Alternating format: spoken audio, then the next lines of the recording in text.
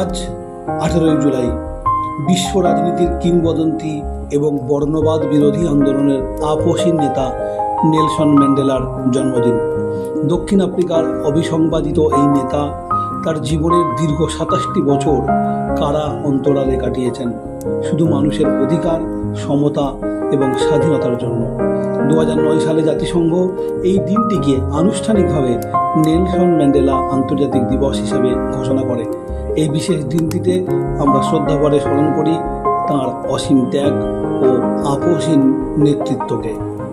ইতিহাসের পাতায় 18 জুলাই তারিখটি আরেকটি বিশেষ কারণে গুরুত্বপূর্ণ। 1947 সালের এই দিনে ব্রিটিশ পার্লামেন্টে আনুষ্ঠানিকভাবে পাশ হয়েছিল ইন্ডিয়ান ইন্ডিপেন্ডেন্স অ্যাক্ট 1947।